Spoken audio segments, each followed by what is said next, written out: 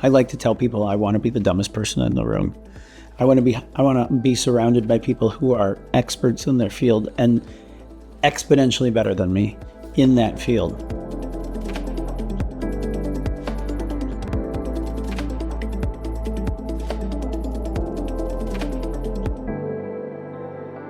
Fundamentally, I look at everything that we do as a campaign. The candidate is not somebody running for office. The candidate is IBM in this case. And we are trying to get people to vote with their money instead of just going to the ballot box and casting a vote. The trick there is that there's not one election day. When you're in politics, there might be primary day and general election day. And those are two moments that you're always building towards.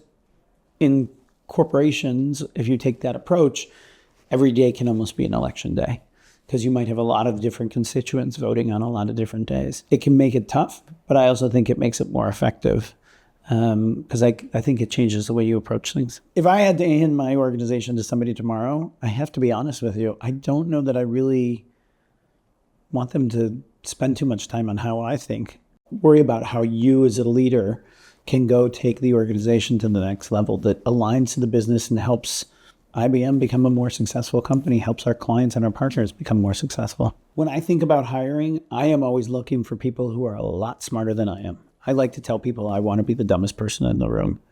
I want to be surrounded by people who are experts in their field and exponentially better than me in that field. I need to be able to understand what they're doing, but I'm looking for experts in those fields so that they can help take us to the next level in that field. But in addition to those hard skills, I'm also looking for people who have great soft skills. And I think that's even more important as we move into the future, where people are being, more is being asked of people in the future. You've got to be able to work as a great teammate.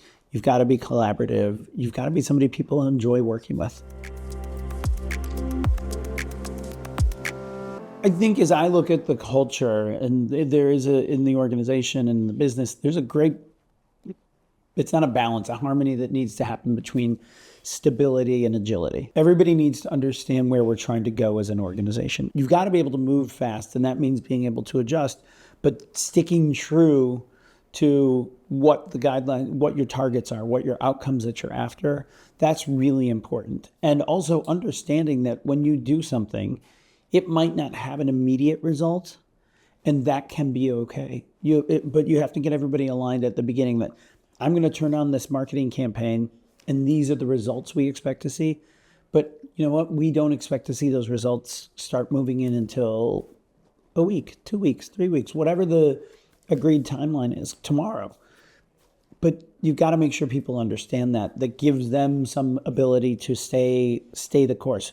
Because too often, there is we're not performing, we've got to change direction right away. And you're like, wait a minute, we just started this 3 days ago and there's no reason it should be performing yet.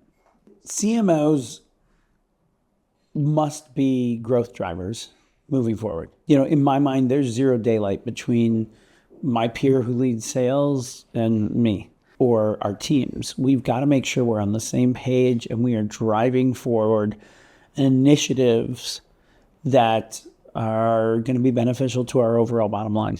I think disruption can be a great thing if you embrace it the right way. It can bring new ideas to the field, to the market, and it can cause you to look at things differently. I think there's a constant monitoring that you have to be doing of what's happening in the world and try to take a lesson from all the various pieces that you gather. And I start looking then to see if there's a pattern. One instance is it's a point. 2 is a line and 3 is a pattern. We've all heard that, right?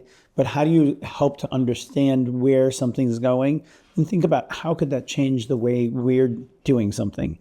And then I think it becomes how do you move quickly around that? When we created Let's Create, we were going through a transformation in the business. We're still continuing to transform, but we were tied to product-focused campaigns that talked about like hybrid and trying to explain what hybrid was. At a mass market, that's not what we needed to do. What we needed to do was give people more context around around what we at IBM are doing. And when we picked Let's Create was chosen because that is exactly what we do. We create solutions to help our clients take advantage of their biggest opportunities and overcome their biggest challenges. But fundamentally, we don't do that in a box by ourselves. We create those solutions with our clients, with our partners, with the prospective new clients. It is all about working together across technology, across consulting to get the best results for the client. That's how we gravitated towards Let's Create. That's why we went there. And that's why we've continued to focus on it, because that's the way we operate.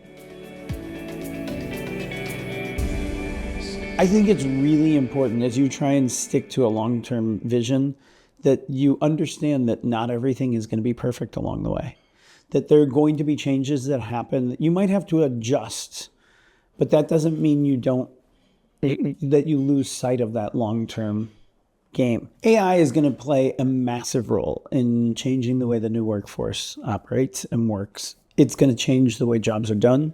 It's going to change the focus areas of jobs. It's going to change the way people work with each other in an organization. There are so many different jobs that are going to be created. The fundamental of the job might stay the same, but it's going to change how it gets done, the way you get it done, how fast you get things done. But what I know is that if you're using AI, the way you work will be more productive, more efficient, and you'll move ahead of those who are not using AI. I just had this conversation with somebody the other day about what they should do as they were entering the workforce. They said, but I spent all this time in AI. I don't have a degree in AI because not a lot of people are giving degrees in AI right now. But I spent all this time teaching myself and learning how to use AI. Nobody wants to hire me, even though that's what they're looking for. And I said, well, you went and spent all this money on getting a degree from that university.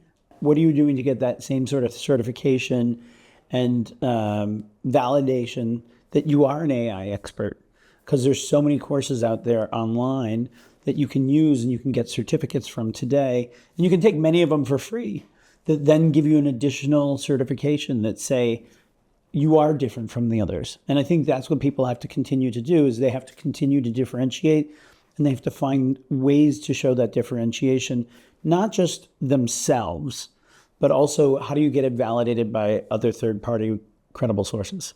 I think the next generation of leaders need to understand the importance of really focusing on your talent and spending the time to develop that talent and give them the space to develop new skills, educate them on how to operate in a new organization. If I look today, the average shelf life of a technology skill is just under 3 years. So you've got to, if you want to keep people properly skilled, you're going to have to create a lot of time for them to be able to keep those skills up. And I don't think historically that's been something that companies have always done. You probably learn more from failure than you do from winning. And I try and make sure that when I do something about failure, that people understand because you make a mistake, because you fail at something, because something doesn't go perfectly, that it's okay. You can still have a career and still continue to progress. Failure is 100% a learning opportunity.